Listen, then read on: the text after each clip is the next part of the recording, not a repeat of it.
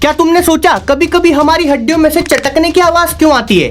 ये पट पट पट पट पटाखे क्यों फूटते हैं? तो देखो, हमारी हड्डियों में जॉइंट्स होते हैं और इन जॉइंट्स के बीच में एक चिपचिपा गाढ़ा सा लिक्विड भरा होता है जिसे साइनोवियल फ्लूइड बोलते हैं। इस लिक्विड का काम होता है कि ये हमारी हड्डियों के मूवमेंट को स्मूथ बनाए, फ्लेक्सिबिलिटी बनाए रखे और हड्डियों को आपस में टकराने से रोके। पर होता क्या है कि जब हम फिजिकल एक्टिविटीज करते हैं या हमारी हड्डियों को खींचते हैं तो इन जॉइंट्स के बीच में जो लिक्विड है वो भी खींचेगा और इसकी वजह से उस लिक्विड में एयर बबल बन जाते हैं। तो जब ये बबल बनते हैं और फूटते हैं तब पट पट चटकने की आवाज आती है। कुछ लोग सोचते हैं कि हड्डियों को चटकाने से अर्थराइटिस हो सकता है, हड्डियां कमजोर हो सकती हैं, पर ऐसा कुछ नहीं है। बिंदास चटकाओ।